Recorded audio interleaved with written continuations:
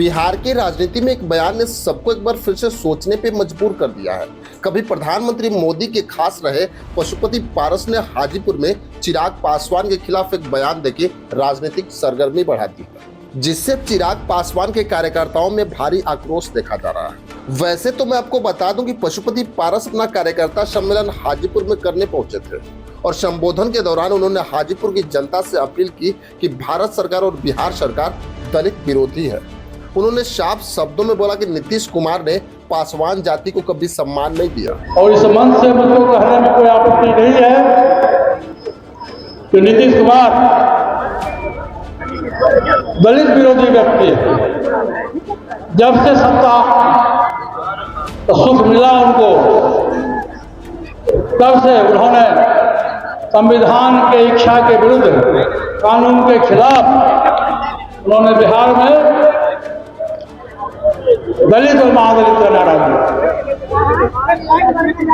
और दलित महादलित का नारा देके एक जाति विशेष को, पासवान समाज को उन्होंने वंचित किया।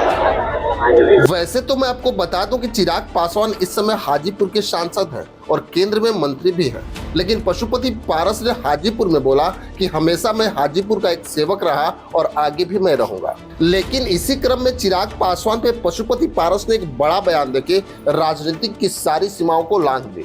वैसे अगर देखा जाए तो ये पशुपति पारस की आवाज नहीं, बल्कि इस बयान के पीछे लालू प्रसाद यादव और तेजस्वी यादव का हाथ है, क्योंकि पशुपति पारस कल तक जब हाजीपुर के सांसद हुआ करते थे तो उन्हें दलितों की याद नहीं आती थी, जबकि वो केंद्र में मंत्री भी थे, लेकिन हाजीपुर के लिए कभी वो काम नहीं किए। जो काम स्वर्गीय रामविलास पासवान छोड़ के गए थे वो भी काम पशुपति पारस नहीं कर पाए। वहीं अगर देखें तो आज चिराग पासवान लगातार अपने समाज और अपने क्षेत्र का विकास कर रहे हैं और अपने मंत्रालय को लेके वो इस समय विदेश दौरे पे भी गए थे।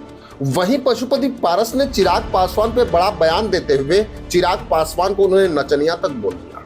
पशुपति पारस ने कहा कि प्रधानमंत्री मोदी ने बहुत बड़ी गलती कर दी और चिराग पासवान को संसद का टिकट दे दिया क्योंकि वो एक नचनिया है। प्रधानमंत्री जी से पूछा कि हमसे कौन सी गलती हो गई, क्या मुझ पर को भ्रष्टाचार का आरोप था कि आपने हमारे 5 सांसद का टिकट से वंचित कर दिया, अनजनिया बजरिया को हिरासत कर दिया, अनजनिया बजरिया को हिरासत कर दिया। वैसे अगर देखा जाए तो पशुपति पारस ने ये बयान देके अपने लिए तो गलत ही कर लिया।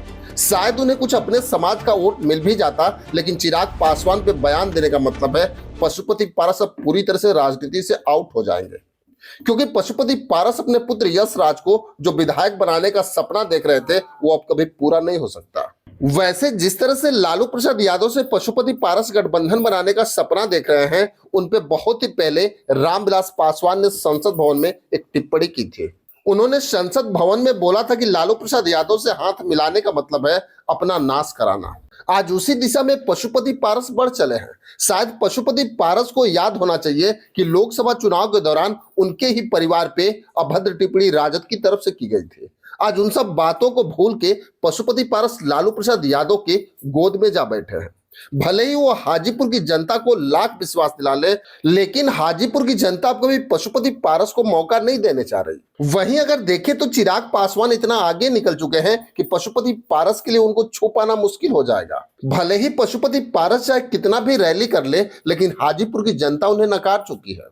वैसे अगर देखें तो कभी पशुपति पारस को मोदी सरकार में मंत्री भी बनाया गया, लेकिन जब देख लिया गया कि इनके पास ना कोई जनाधार है, ना ये किसी मंत्रालय में एक्टिव है, इसी को देख के चिराग पासवान को मोदी मंत्रिमंडल में जगह दी गई।